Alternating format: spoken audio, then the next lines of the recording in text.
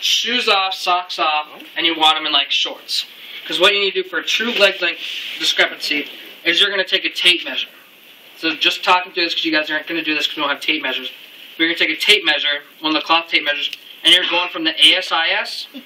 Ticklish? Yeah. Probably bad volunteer, but. So we're going from the ASIS. Everyone know your ASIS is. Basically your hip bone. And you're going to measure all the way to the tip of the medial malleolus. Okay? And you'd write that down. And then you'd check the other side, from the ASIS to the tip of the medial malleolus.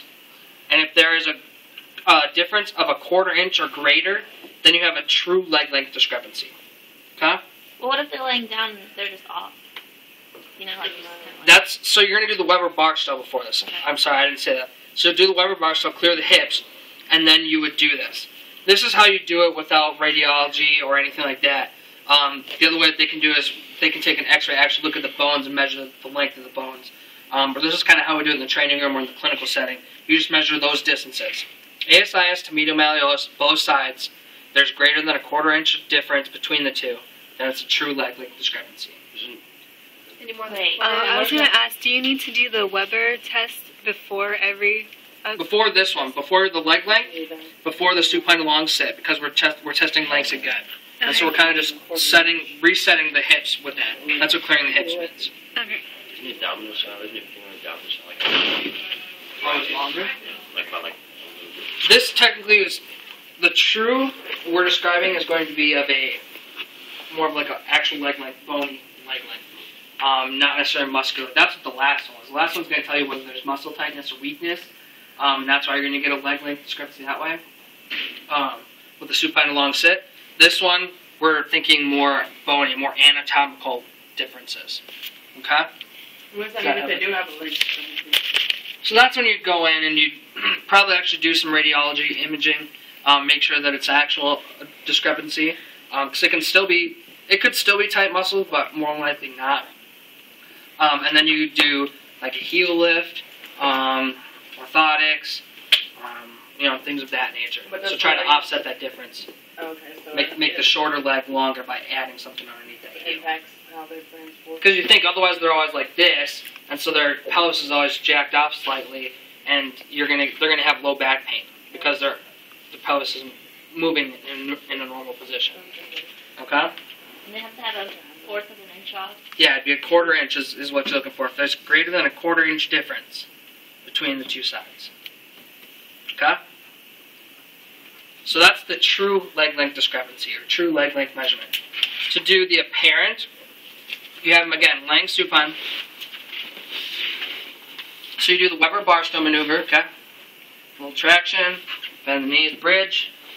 Good, come down. Alright, and so that's Weber bar stool. So now we're going to bend your knees and feet flat on the table. Here you're going to be looking, you're going to look from a frontal view, and you're looking at knee heights, and to see if the knee height's different. So again, we want them in shorts so we can see the patellas, see where the patellas are laying.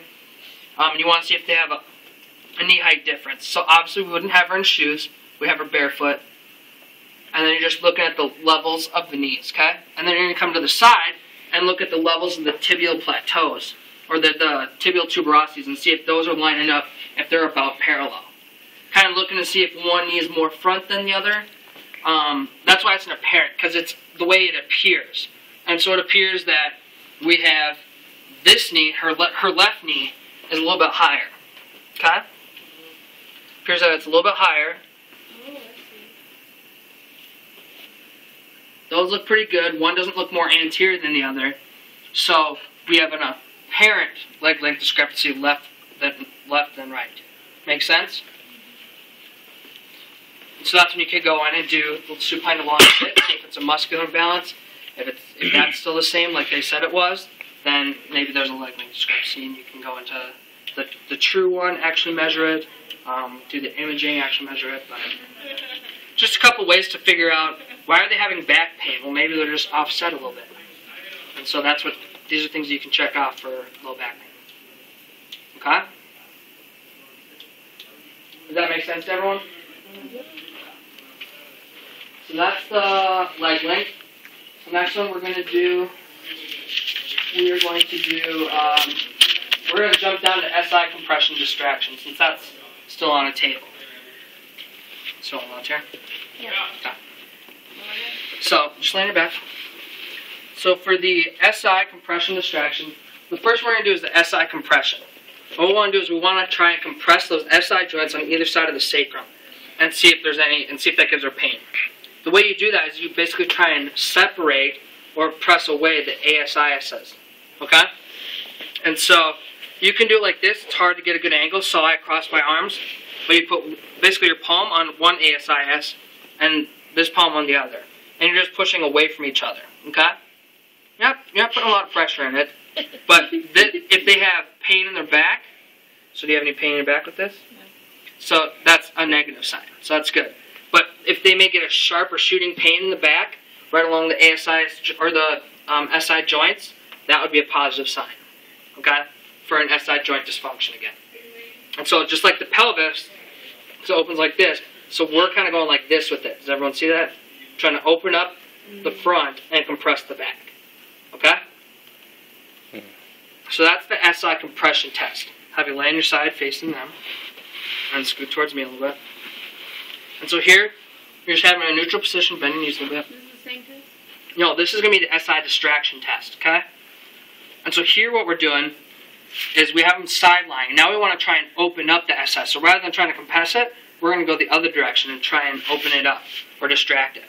And so again, you're just finding the iliac crest, and we're going to apply a downward, but a little bit anterior force. If we just apply it downward, that's going to stress the SI joint, right?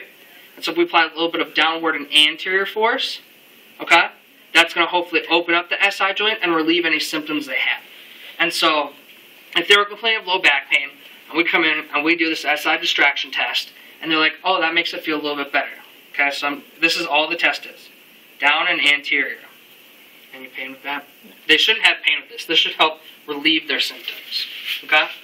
And then we'd have them lay on their back and do the SI compression test, and they'd be like, yeah, that really hurts. Well, then you know you're thinking SI joint dysfunction. Okay? But that's all that one is. Just side lying, hand on the iliac crest, a downward and anterior force.